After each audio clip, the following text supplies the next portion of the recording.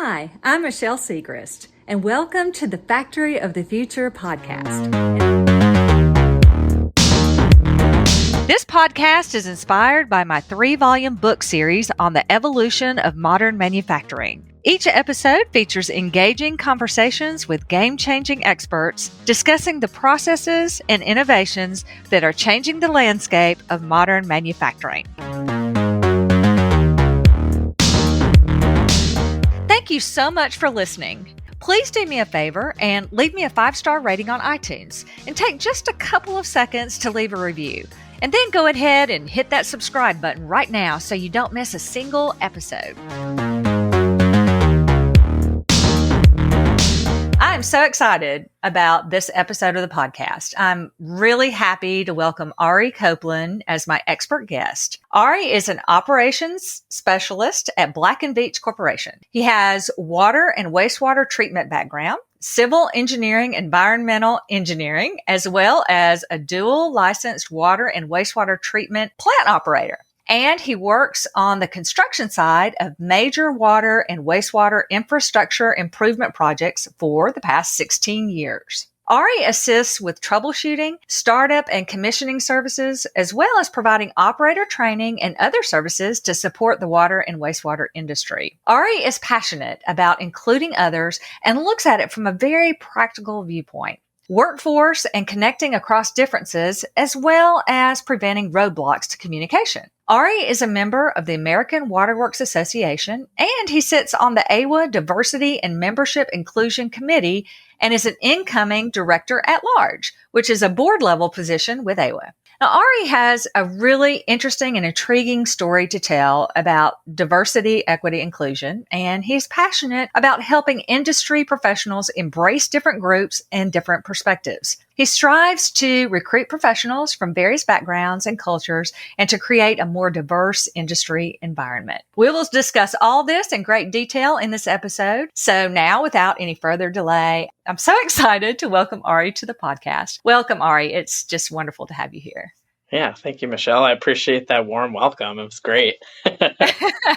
Well, you have a lot of history and a lot of great experience in the industry. And I know you have a very interesting story to tell. But first, I wanted you to just tell us a little bit about your professional background and about your experience in the water and wastewater industry. Yeah, sure. I'd love to. Like you said, I work for a large engineering construction design firm that does projects all over the world. And I've held a lot of different random roles, to be honest with you.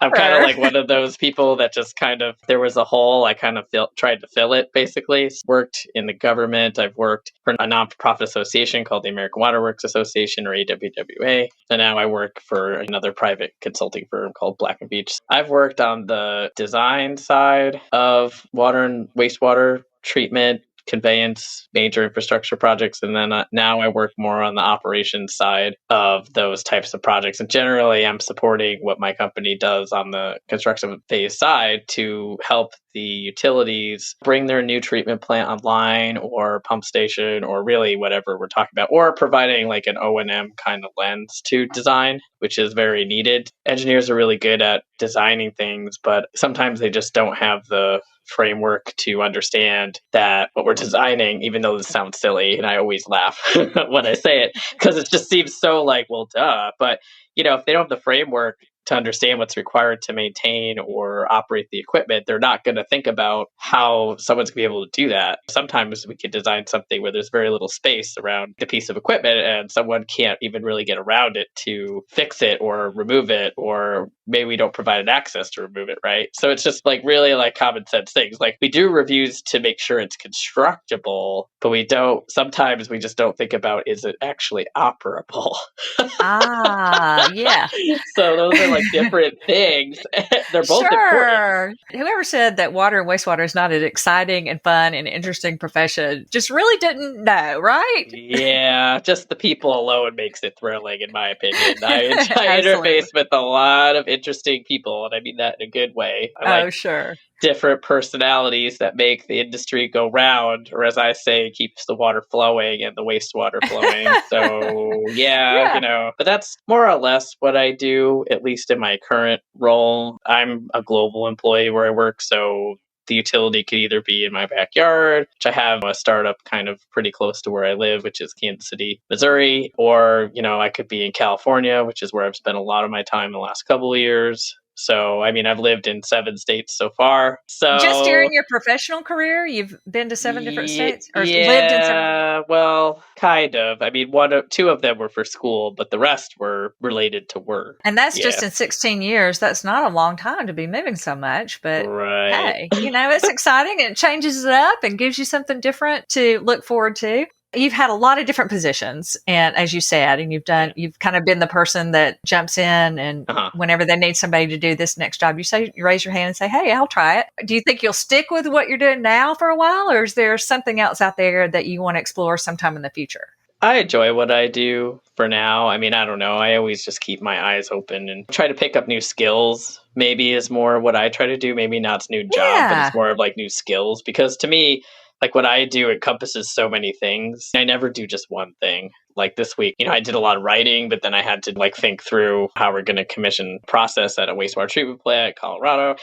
I'm writing instructions for somebody to do it. In 2 weeks, I'll be doing a site visit out there to help start up a process at that plant. There's always something new going on. And the thing about working at a consulting firm is I'm not saying working in utility isn't fun. That's fun too. It's nice to work one place and see how that place progresses, right? That's enjoyable. I don't really get to experience that. I come in, I do a task, and I leave, and we try to make it better when we leave. So that's really the whole point. But I don't get to see the 30 years of that progression. It's the breadth of what I know. The treatment processes that I've seen and the configurations of plants I've seen, you're not going to get sitting one place for 30 years. So I enjoy that. And I think that a lot of people in our industry really just focus on experts, and we need those people. We need water, wastewater treatment, chemistry. We need those people who are experts. And I understand a lot of that. But I'm usually if someone says, "Hey, we've never done this before, who wants to do it?" I'm like, "Yeah, why not?" That's pretty much when your hand goes up, right? Yeah, I'm just like, why not? I even started up or helped assist start up with a hydro turbine, so hydroelectric power. I've never done that before, but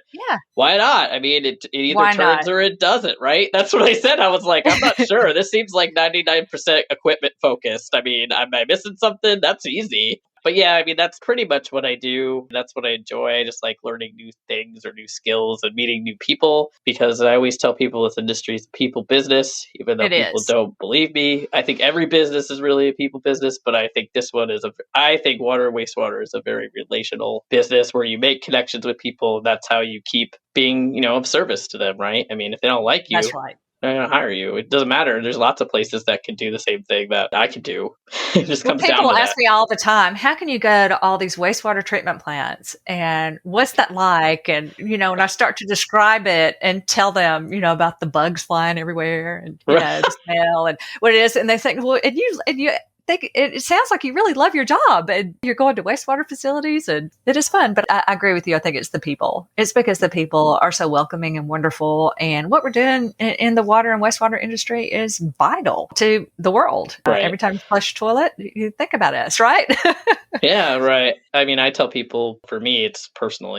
It's a family business for me. The first time I ever went to a wastewater treatment plant, I was young. So, my father did industrial pretreatment in the 80s, working for a private company. Yeah, my exposure was pretty limited to that because he actually did die at that facility in an industrial accident. So horrible. Yeah, it was 35 years ago. I was 5 years old, but it was pretty awful. But the thing is, though, it's I don't know. I kind of get it. It's, hey, loved what he did. I love what I do. You feel responsible for what happens. And yes, I don't know. So it's personal for me, really. Well, a lot of things have changed in 35 years. So it's much more safe environment, and there's a lot of advancements that have been made and lots of new technologies. Things are different now, but you can appreciate the evolution of how far the industry has come. But it's still dangerous. So I always tell people, thank them, because, you're around hazardous chemicals and of course, all sorts of stuff. So I always thank them, but I always remind them, I said, hey, be vigilant. Don't get complacent because this could happen to you. But usually the people, I mean, I'm not always like bringing my friends to an outing to a wastewater What? facility. I don't know. You're not. My Do you do friends come this? with me. I mean, well, most of my friends are in the industries. No, I was talking about non-industry friends, like just girlfriends. Go out on the Okay. town. Let's first stop by the wastewater treatment facility. I'll show you something cool. But, Well, I used to do it on vacation, so. well, there you go. There you go. That's hilarious. I try to find like some industry themed thing on vacation. Like when I went to France, I wanted to go to the sewers, but they were closed. Oh, I was did so that. mad. Oh, was it cool? I wanted to Yes, go. it was cool. And in fact, I'll just tell you the story real quick and then we'll get back to you. But I had a great client, Xylem Flight. Yep. You know them. They provide almost all of the water pumps that are used throughout Paris. Right. And of course, they have the big pumps down in the Paris sewers. And I actually got a private tour, and not the one that the public gets, but a private tour where I got to literally go into the bowels of Paris, the bowels, Nice. seriously, and wade through the waste of a million parishioners and get down there and really see the pumps. It was quite an experience. And I'll post an article about my experience doing that in the show notes, so you can read it and the listeners can read it. If I ever go to Paris, I'll be like, hey, can you hook me up? Yeah, call me and maybe I could hook you up. I'm still great friends with my colleague that set that up for me. And Cool. it was literally was one of the greatest memories of my career. It was a profound experience that was so interesting, and hardly anybody else has ever done that. Right. And it's cool. But yeah, okay. So let's get back to what we wanted to talk about, because I'm really very interested in your personal journey, because I know that you have an interesting story to tell. I've never talked on this podcast about diversity, equity, inclusion, and I think it's a ultimately important discussion. And so first of all, just for those who don't know, can you tell our listeners what this is? What is diversity, equity, inclusion? Sure. So all equity is really giving people or assisting people with what they need to get the best outcome. So it's not equality. Equality is really focused on giving people or having people have the same things. Not everybody needs the same things. So that's like a fundamental yeah. So, you probably seen a little graphic with the kid on the box where there's a fence. If you just gave everyone the same box to stand on, the shortest kid would be able to see over the fence. That's like something very easy that people can understand. When you give them the same box and they can't see over the fence, that's more of equal, right? But if you measure the box and measure the kid and then stick the kid on the box, that's appropriate that they need to see over the fence. That's really what equity is. I see. Okay. Yeah. So a lot of people, the goal is to get to equality in some sense through equity, right? You can't really get to equality just by giving people the same. Not everyone needs the same to get to a destination or access similar things. So that's kind of one of the fundamental differences. And then inclusion is really, I kind of describe it as things that a company or individuals do, behaviors and actions and speaking, communicating. Communicating is actually a more inclusive word because we assume people can speak. See, it's just like those things. It's like you have to reevaluate everything you say because you could be excluding somebody in that sense. So it's really a mindset, and it's kind of a growth mindset where we actually have to think about what we do and say and show up and how that actually impacts other people versus just focusing on our own experience. That makes perfect sense. And even if it's unintentional, we need to be more aware.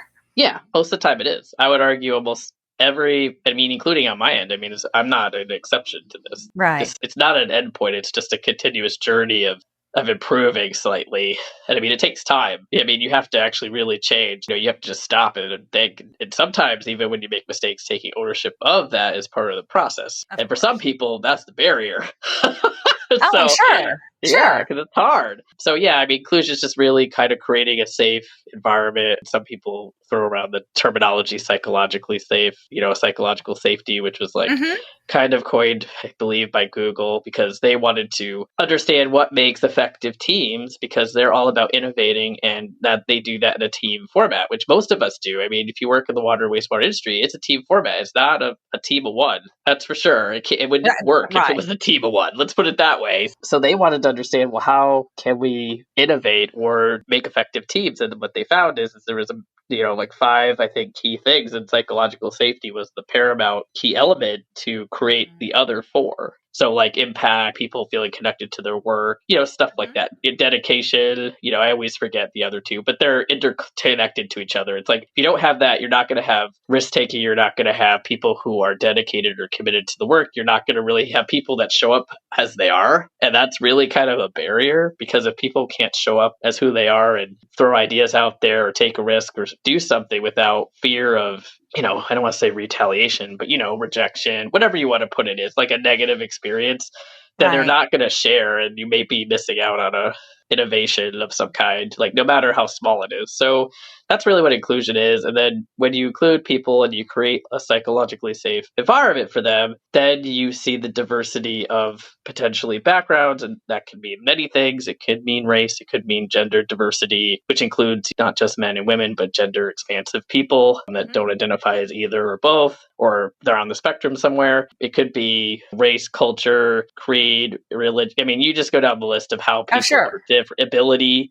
People are with different abilities, job skills. I mean, you can age, you can just go down the whole list of how it makes people. It'll attract different types of people to your organization. And that diversity will help you in the long run, if you're at a utility, work more effectively potentially. Or it'll bring up things that aren't on your purview, right? That's kind of it. If you only have people that operate under like a one perspective, right? You hire people from the same place, same background, more or less, you're just going to get the same. Right. And it's just important to kind of keep that in mind, do the best you can to include people who are different, whatever that means where you are. I think some people put a very fine point on it and say this is black and white. And it's not just about having Black people working with white people. We're not talking about just black and white. We're talking about a whole huge portfolio of differences that could be there. And to have a truly diverse organization, it requires a little bit broader way of thinking. Yeah, it does. I mean, I will caveat it with, when I talk about DE&I, which is acronym for what we just talked about, it is equity is linked to justice.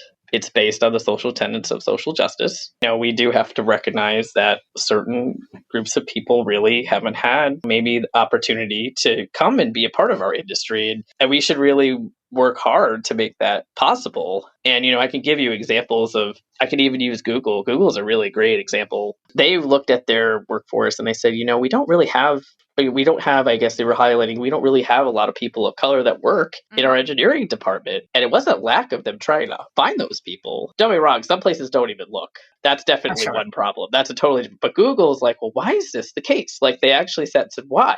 And what they did is they actually started donating and putting money towards STEM programming to encourage that group of people to become software engineers or whatever it was. I don't remember the job skill, but they know that payoff may actually not directly come to them, but they see it as part of the social responsibility. So I just want to say that's really important. We have a social responsibility to recognize inequity and to try to fix it or influence it when we can.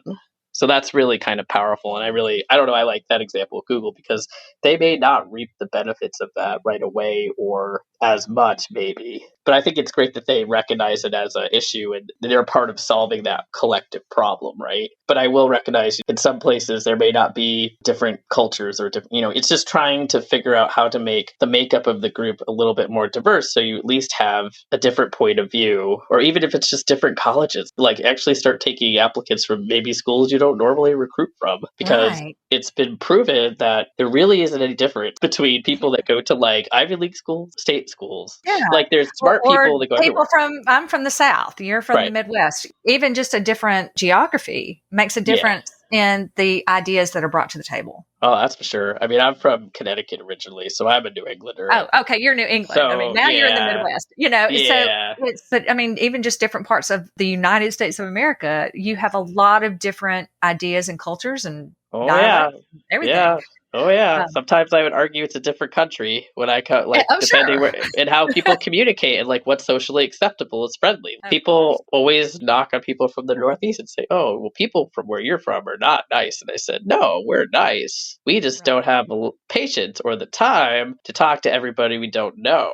that is a much different understanding, and maybe it's coming across that way. And sometimes we probably are rude, but you get what I'm trying to say. Like, that's socially I understand acceptable. completely. Of Yeah, course. that's right. I mean, So, but listen, here, I'm from Alabama. There's right, all kinds of preconceived notions about it. And I tell people all the right, time that we're not just all cotton fields and trailer parks. I mean, yeah, Alabama is, exactly, we have culture, we have theater, we right, have obviously great sports. So, I mean, we have a lot of things going for us. We have museums. We have, we're right, not, it's not right, just what you see on Sweet Home Alabama or My Cousin right, Vinny. right. So and What? we It's really not? get a bad rap. Yeah. I Right, I mean, know. I hear you. I know. Trust me. It's because of those stereotypes or those preconceived notions, right? And it's like a really perfect segue is that people cover who they are. They don't show up. There was a study, I don't know if you follow Deloitte or have any understanding of what Deloitte does, but I do know it's Deloitte. Yeah. okay, yeah, some people do, some people don't. But they did a study about covering, and it was like a survey, and they polled, I don't remember how big the bracket of people was, but they kind of just asked them, various things, and they attributed, they percentage it out. And of course, the group that had the most amount of covering was the LGBTQIA or community, which I sit in because I'm actually a trans man. And, it means I was assigned female at birth and transitioned during the course of my lifetime, actually on the job where I work now in 2011. So, 83% of people like that cover, which means they downplay an aspect of their personality, or they just do not disclose personal things at work that normal people would do, or not normal, but the norm, the majority of people, I should say, do. So, like, Right. even about their family, I mean, just basic things. But what was interesting about that study is that uncovered that 45% of white cisgender, and all cisgender means is your gender, your identity, and your mind matches your biological sex that was assigned at birth, basically. Okay. That's all cisgender means. Okay. White, straight, cisgender men, 45% of them cover. So this is like a universal thing that people do because they don't want to be judged, right? And I can use a good example in the Midwest. I love that you said trailer parks, and I was like, oh yeah, I definitely. I mean, I've been to Alabama. I mean, I've been to Mobile. I haven't been to a lot of Alabama, but I loved it there. I thought it was great. So when I moved to the Midwest from the Northeast, I would ask. Oh, it's just like a general question, like, oh yeah, where did you grow up? Where are you from? And people here would say, oh, I'm from the greater Kansas City area. I'm just like, okay. I'm like, great. What does that mean? So and then someone pulled me aside and they're like, all right, you know what that means, right? And I'm like, no, I don't have no idea. What does the greater Kansas City area mean? That seems like kind of a vague. And they're like, yeah, because they're from a 400 person town or a 100 person town, and they don't want you to know that because you're going to think they're like hillbillies, or like they're married to their cousin, or they own a pickup truck, or all the stuff you kind of just said. Who knows? Maybe it's a trailer park too. I don't know. There's like one stop sign in their town. You know what I mean? Kind of thing. Sure. So, yeah. I mean, small town, like you said, one stop sign. I mean, maybe not a lot of industry, maybe not of opportunities, but then they go somewhere else, and maybe they want to be perceived as a person of the world or more worldly, and so they kind of hide that. Of course, I tell everybody I'm from Alabama. I'm very proud. Right. I have no problem with it, but I do get this. People say, "Oh, you're from Alabama." My cousin, and then they immediately think my cousin Benny or whatever. Right. So, yeah, but it's interesting because I never saw that as not being included or as a prejudice, but it is, and it's just interesting that there's so many different. It's not, as I said before, it's not just black and white. Right. Yeah. Literally, it is not just black and white. Yeah, it's not. Literally and figuratively, yeah. Yeah, it's just, but it is important to understand inequity in terms of race. It's there and it's real. Of course. It's sad, and it's not something that's going to get fixed overnight because it's been something that's been going on for hundreds and hundreds and hundreds of years. That's right. But we have to do our part to dismantle some of that. So whatever that means, whatever that means, and I'm on board. I agree completely. Yeah. This is a podcast about the factory of the future. Right. So we talk about how we move manufacturing forward, different innovations that are happening in manufacturing. Yep. And so why would we want to talk about diversity, equity, inclusion? It's important. It's just one of those other things that manufacturers have to think about. So why is it so important for industry professionals to be sensitive to this topic, to different cultures and backgrounds? And what are some of the areas of improvement that leadership in these companies can make? I'm not obviously manufacturing. I touch on some of that. Some of it's similar. In the water wastewater industry, you don't really, Well, at least industry. Let's yeah, use the word industry and not necessarily yeah. only manufacturing. Yeah. Yeah, so, but I mean, everyone has a workforce, and you still have to be able to communicate with them effectively. You still have to care, and these people are going to keep your factories going. They're going to keep them running. How committed they feel to your organization is going to depend largely on the quality of the product they're making for you, right? I mean, I think they're directly Exactly. linked. It's that impact. And then you never know where a good idea is going to come from. When we kind of place a job skill above other job skills, right? Like, I mean, not that I'm trying to bag on engineers or anything, because I kind of am one and I work with a lot of them. It's just technical people may not be as open to ideas from people who are like we consider more blue collar, right? But Sure. some of those folks have some amazing ideas because they're the ones that are actually executing the work. But if we don't listen to them, then we don't get to include those ideas in the day-to-day operations of what we do. To be a leader, an inclusive leader, you kind of have to spend time building up safety, and when you have meetings saying, hey, this is for ideas. No idea is a stupid idea. And just listening to people and just saying, oh, okay, and vetting those ideas out and allowing people to just, even if they're crazy, just say them and not fear like people are going to ridicule them or dismiss them. But that's how it works. I mean, I would think you're manufacturing, like, I don't know, car parts or whatever we're talking about, that you would want to find more efficient ways to do that, because at the end of the day, that saves you money. Or it could be like an environmental sustainability thing. Like, I know where I work, we're focused on that, and they look for ideas from everyone in the company. It could be someone who started there day one, that it's like literally their first engineering job, or they could be a tech drafter. It doesn't matter. If you have a good idea, we want to hear it. Right. And you don't get that if you are consistently going to the same place and the same people for ideas. It just doesn't work. The group intelligence is larger than like the individual intelligence usually, Right. but it does take more time. I mean, I do acknowledge that part of it, but for the little time you spend, you could be saving a lot of money or producing more product or meeting a goal that your organization has, right? So That's right. that's kind of how I look at it. And I think it's interesting too that you mentioned it earlier and then touched on it again. When you talk about being inclusive, you're talking about making people safe. Yeah. And making them feel safe in the workplace, safe to share ideas, safe to be who they are, and to be comfortable in the environment. Especially with, I would say, industry and manufacturing, because there's so many employees. We're not just talking about companies that have 1 or 2, 3, 4, 5 employees. We're talking about companies that have hundreds of employees or maybe even thousands. Right. And that makes it even more important to be hyper aware of the need for diversity and equity and inclusion. Yeah, so it really starts with you. Focusing on it and caring about it has to start at the top. I mean, people at the leadership level have to care about it. They have to emulate it. They have to dictate it down to people below them, and they have to start emulating it and getting on board, and that trickles down to the rest of the organization. But you can start being more inclusive today. There's nothing stopping you from doing that. And if you have a big circle of influence at your organization, then you doing it becomes even more critical, because the other people will kind of like get on board with it. And I mean, really what it kind of takes, and I could give you like a scenario, is evaluating what we do and say, right? So understanding that how what we say could, even though maybe it's a joke and I find it funny, there's a common phrase that I've sat and heard, when I'm in a meeting, we're like, oh, if it was easy, we'd just have the Girl Scouts do it or something, right?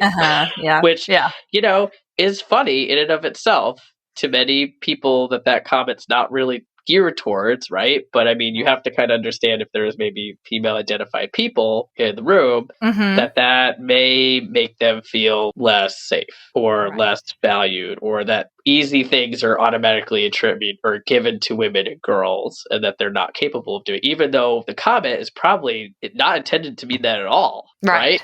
It's just something someone said and didn't even think about it, right? Well, as you said before, it's rarely ever intentional. I mean, of course, sometimes it is, and that's when it's the worst. But it generally is unintentional. But we just need to be aware, and we need to understand that, hey, okay, maybe I should apologize for what I said or whatever, and take ownership of it, and realize that hurt somebody or that made them not feel safe or included, and don't do that again. Or to work towards it. Just be honest and say, hey, like, I'm working towards being better. I may make a mistake again, but I'm really trying. And to me, I feel like that deserves a lot more respect than people who continually do it or have lack awareness, or even if it's brought to their attention, choose not to. It's like one of those things where it's like, okay, this isn't necessarily just about your experience. We have to get past that. It's not just about you. And especially if you're in a leadership role or you run a team or you have direct reports, you kind of have to do that. And I'm not saying I do it all the time. I mean, it's just, I'm human. We're all I'm human, flawed. I'm flawed. Course. But at least the awareness is there. And then what I can choose to do with that awareness shapes my day-to-day interactions with other people. That's really all we're asking to do, in addition to really just recognizing that some people really truly don't have access to things that they necessarily need to be successful, and trying to address that too. So it's really kind of a combination of things. Even with my own experience, being a trans person, I'm very lucky. I mean, I have a lot of privilege and things going for me. I mean, I know you can't see me, but or the audience can't see me, but I'm a white person and I'm male identified now, and I pass as male, and no one would ever know unless I told you. But it's still part of my journey and my story. When people say things thinking, oh, this person's like me, so they must think like me because I look male. It's just my journey's not reflective of that. So it's just a very interesting situation to sit. So I really pick up on a lot of those types of things. And as a male, I consider myself an ally to all gender expansive people. It doesn't matter to me because I don't really feel gender dictates the role someone can do or play. It doesn't make sense fundamentally. So when I see kind of some of that stuff, I say, hey, I know you realize what you said or what you did was kind of potentially could have been offensive, but this is how I kind of took it and this is why. And then people are like, oh, okay, I get where you're coming from. I consider myself very lucky because I know what it was like before, in terms of how it was perceived. And now I know how it's like now, and I could get away with a lot more now than I could before. Like before I did not really feel comfortable, as a female identified person, calling out men and women who said things that were kind of genderized or sexist or misogynistic, or, you can go down, or, things that are borderline on that kind of stuff. Like, I gave you that example that was kind of like, harmless, right? But is it really harmless if you think about it? It's really not. So anyways, I just tried to at least give people the awareness component of it. And I could give them resources. There's lots of stuff out there on inclusive language because I really believe it starts with what you say, because that's your thoughts. They come out of your brain and then you formulate them into words and in writing and whatever form of communication you're talking about. And then that's what people see in the world. So if you can pause and reflect on that before you do it, you're going to be better off in the long run when you're talking to a diverse group of people that sit in the room. Yeah, I appreciate that. And I was going to ask you this later in the conversation, but I think this is a good segue to go ahead and ask it. So I think about myself. I am a white American woman. Right. Okay. And even though I am in a more male dominated profession, and I started out as a female sports reporter, and I was the only female sports reporter in all of the SEC at the time. And this was in the early 90s. And so I've been kicked out of locker rooms and I've had encounters, but really it's difficult for me to understand what it truly feels like to be discriminated against in a profound way. I just don't have that kind of experience. So can you possibly explain to us how that kind of negative treatment truly affects people, even when it's unintentional? And how can we change this? On the surface, I don't necessarily experience, at least as I am now, discrimination, unless someone finds out what I am, and then that's a totally different story. There's something called intersectionality. I don't know if you're familiar with that term. Well, it's been thrown around. It's been around since I think the late 70s. It was coined as a legal term. It was coined by a lawyer named Kimberly Crenshaw. And what she was trying to do was she was trying to explain why the experience between Black women and Black men were different. Because you're adding two identities that deal with discrimination or bias or prejudice in different ways. Because a Black man is still a man at the end of the day, right? Right. They're Black. They have that they have to, that sometimes is depending on who they interface with, is problematic, right? For them. And then, a Black woman, they're Black and then they're a woman, and, it's just at the end of the day, women are taken, less seriously. So that's right. In general. So, but they also have the race that they're also have. So that's what we call intersecting identities, where there's two things that they're actually experiencing. So their experience would be very different than a white woman, even though that they're still women. Their experiences in some instances would be slightly different. No, that makes perfect sense. Yes. So for me, what I try to tell people is that I have intersectional identity because I'm trans man and I'm also queer.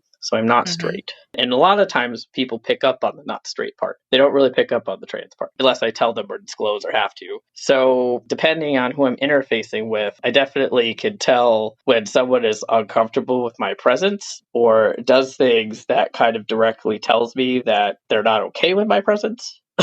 So it doesn't really feel great because what happens is it makes you kind of be on alert all the time. Like I used to tell people, especially while I was transitioning, because there are periods of time where people didn't really know what I was. They would call me he or she or that or it. I've had people refer to me as an it, which is an inanimate object. It's not a person, which is fine. I deal with that in like It's not my own way. I know it's not fine, but I deal with it in my own way. So I'm just like, okay, whatever, that's a barrier for you. So, it doesn't feel great to know that you have people that are overly fixated on that part of your identity, and that part of your identity may depend on if you have employment or get a job or have like a hostile work environment that you have to go to. And not that I experienced that where I work, I don't at all. But I mean, there was instances where I was looking for a job or trying to get a job, and as soon as I disclosed my trans status, that job went away. So it's a reality. It affects people's livelihoods. And I mean, transgender people are effectively 3 to 4 times have higher unemployment rates than the national average. And there's reasons for that. When you can't get employment, it really affects your ability to access things you need. So like healthcare and food. So it puts people that are trans, and specifically if they're also a person of color, it's worse, unfortunately. So for these folks, it's really at the end of the day, it could be life or death. It's really true. So that's why really working towards not making preconceived assumptions about people. And I tell people this, if you're white and you're living in America, you were taught racism at some level. I mean, it's impossible. It's embedded in society, and it's nothing to be embarrassed about. I tell people every day, I'm unlearning systematic racism every single day. I was taught when someone who was darker than me came close to the car, lock the car door. Specifically, I was taught that. My parents are not bad people. They were taught that. So it just comes down to what are you going to do to unlearn that? Because that's it. It's on you. You were learned. I mean, it's not your fault you were taught it, but now it's on you to unlearn it. So that's why I tell people it's not something to be ashamed of. It's part of our society. Just like when people are, express homophobic or transphobic things, they were taught that. They weren't born hating people like me. They were taught it. So that's what I kind of focus on, is not focusing on the, at least for me, I'm able to do that. It's not the responsibility of the marginalized group, to be honest with you, but I focus on it because if I can put it in that framework and say, okay, I hear you, this is something that's hard for you to accept, or you're scared of it, or you were taught to fear it, or you were taught to hate it. I get that. But, at the end of the day, I'm not here to change you. But at the same time, you have to at least give me and people like me basic respect and the same chance to thrive, right? So I kind of try to frame it in that way and say, hey, if you want to overcome this, there's a way to do that. So trying to provide people like a pathway versus judging the behavior. But I also can do that because I have a job. I have money. You know what I mean? It's like that's a privilege that I have. So, and you're also in an environment where you feel safe and included. And yeah, sometimes. I mean, there's always things that are not perfect, but it's a journey, right? Like, I mean, we weren't in this place 15 years ago. It's not going to change overnight. It's just going to continuously get better. But the only way to do that is to really have a conversation, because dialogue is what changes things. It's not debate. Like, I can't win debating if what I am is morally viable to somebody. It's not going to work. No. I have to say, hey, I hear you. That's a barrier for you. Okay, I understand. But at the end of the day, if you have a bias, you have to at least work towards it not influencing your decision making towards somebody like me, or, say maybe they have a bias towards women, or maybe they have a bias towards someone who's not American, right? Sure. I mean, or maybe they don't speak English fluently. I've seen that too, where people feel that they can, like, I don't want to say degrade people because English isn't their first language, but they say things that are like called microaggressions, which I don't know if you know what that term is, but it's supposed to be sometimes like a positive or a compliment. And it's either a compliment or a negative thing, but it's basically just a very subtle like way of saying, hey, like someone will say to, I've witnessed this, someone who doesn't speak English, they're not fluently, they'll say, oh my goodness, your English is so good for being from blah blah blah, right? Right, That's right. not really, just think about that. It's like you're saying, oh, it's great for someone who's not from here. In the South, we call this giving somebody a crap sandwich. Right. There you go. I like that. So, or so just like, they mean it as a compliment, but it's really an insult, and right. they Yeah. really don't even know it. Yeah, exactly. That's the part of it. It's intentional. Just like when people walk up to me and they're just like, oh my God, I would have never known that you were, I'm like, you look great. And I'm just like, okay, well, I don't know what you think a trans person's supposed to look like, but sure. Thanks. You know what I mean? Like, it just comes down to, I'm just like, okay, it's just those types of things. Or they feel that they're entitled to know specific things about me physically without having any context to it, or it's just not appropriate. Yeah. I mean, that's what Google exists. That's why I try to tell allies, if you're truly an ally of people in general, right? Especially people who are marginalized, you're not going to inundate them with questions like, how can I help you? Like, the internet exists. Google, like, I have way more respect for someone who says, all right, I read all this stuff on the internet and I think some of this is just like not right. Like, it just doesn't seem right. Like, or I don't understand it. Have a conversation, have an open conversation. Would that be your advice on how to approach particularly professional colleagues that are just, you don't feel are open to diversity? Just ask them to do some research and let's have a conversation. That's the first goal. I mean, that's the first pathway to understanding, right? Anything. It's not just people. I mean, it's just like wastewater treatment, right? Like, I do this all the time when I don't understand something. I either go to a book or I Google it or ask Siri or whatever, right? I don't care how you go about it. I don't directly just go to like someone randomly around me and just start, hey, do you know how this works? Like, I try to at least figure this out on my own a little bit and then ask the collective group who has more experience with it, right? Like, I always try to research stuff before I talk to my boss because that just shows that I'm actually trying to solve a problem versus just depending on him to help me all the time. Like, sure. I mean, know? That makes perfect sense. It really does. Do you think industry is making progress of being more inclusive and diverse?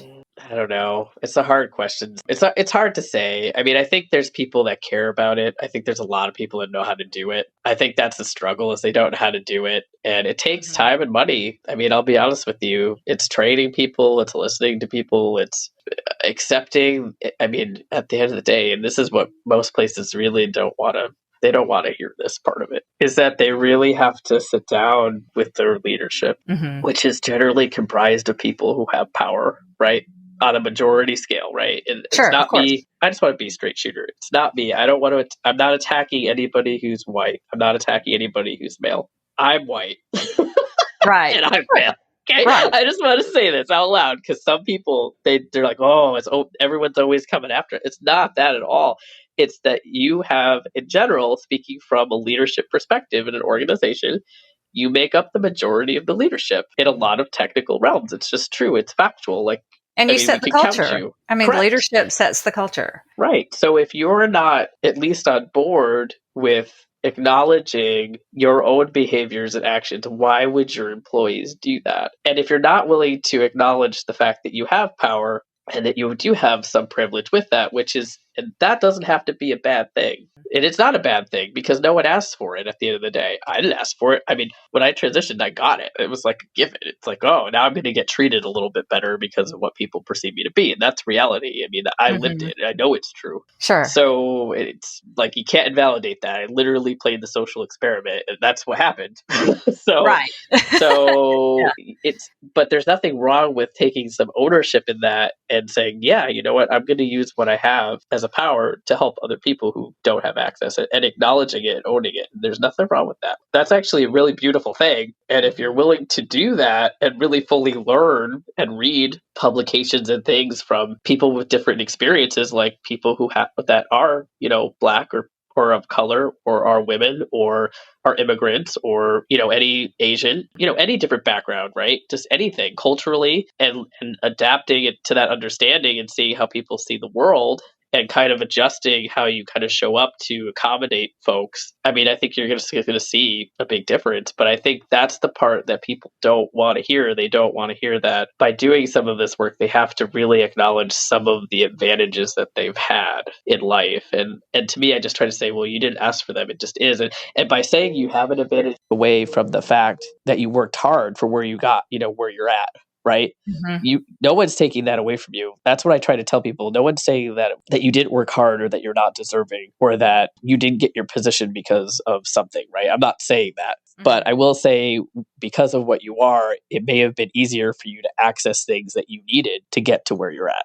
And that's really my only counterpoint to that. So, and I just try to make people think about that. And I said, well, research it, investigate it. Here's the resources for you. Open your mind up a little bit. It's not going to hurt you. Agreed. And you care so much about diversity, equity, inclusion that you started a nonprofit. Can you quickly tell us about that? Well, I'm working towards it. It's not officially up and running. So, but yeah, basically the goal is I do a lot of like presentations and I do facilitations for places that want this kind of awareness. So wonderful. If they want this kind of awareness, then I can help them with that. And ideally, I don't really want the money. It's just really, I could just give the money somewhere else. I just really want to help other people be better. And by helping them, it helps me be better. Because every time I do noble. It's noble and says a lot about your character. And I really appreciate that. I really do. Yeah. I mean, I just do it so people like me or people that generally aren't, represented get a chance to be a part of our industry because it's a great job and I love it. And if we can make it more open, and we need people. I mean, I'm sorry, the job market's kind of dire in my opinion. Like we need every capable person we can get and we have to stop excluding people. And if we're doing that intentionally, we have to take ownership of it because we just need bodies. We need people who are the best and the brightest, and that's really the focus. And then if there's groups of people we see that aren't being represented in that, it's really helping them along to get to the point where we're at. That's really all I care about. Part of that is just shaping other people who don't understand that to at least be on board with it a little bit, or at least see the benefits of doing it, right? Absolutely. Yeah. I could just talk to you all day. I'm learning so much and enjoying the conversation, but we're kind of getting to the end of the time. So I want to thank you for being here with us and sharing your knowledge and expertise and your experiences. But I also want to give you the last word. So is there anything else you want to tell us about diversity, equity, inclusion in manufacturing and industry? It's important and it's going to be uncomfortable. And that's the key. So if you're comfortable right now, it probably means that you're not pushing, you're not self-reflecting. And the point is that folks like me or women or people that maybe are not represented largely, we're uncomfortable every day. And that's how I've gotten used to it. And that's why it's easy for me to talk about these things because I'm already uncomfortable and I've accepted it as part of my reality. It's because if I'm comfortable, I'm not growing. So that's what I would equate. Even though it's not a great feeling, it's necessary. And if you adapt that mindset, you'll definitely see a payoff or some kind of benefit where you work or the interactions with people that you have or just really overall in your life, in my opinion. That's kind of what I would leave with is be uncomfortable. Don't be afraid to be uncomfortable. Your discomfort, if you're sitting in a majority group, is going to be a lot less than someone who doesn't. Let's just put it that way. Well, I just really appreciate having this conversation with you. I really do. This brings us to the end of the show. Thank you so much for listening. Please do me a favor and subscribe, rate, and review the podcast on iTunes. If you have interesting information to share and want to contact me about being a guest on a future episode of this podcast, please send me an email at michelle@navigatecontent.com. You can also send me questions that I will have my expert guests answer for you on a future episode. And in the meantime, please check out my book series on modern manufacturing to read more than 30 real-world case studies about how global companies are using smart technology and innovation to build the factory of the future. All the links to the books and articles mentioned in this podcast are in the show notes. Have a great week, and please join me for the next episode of Factory of the Future.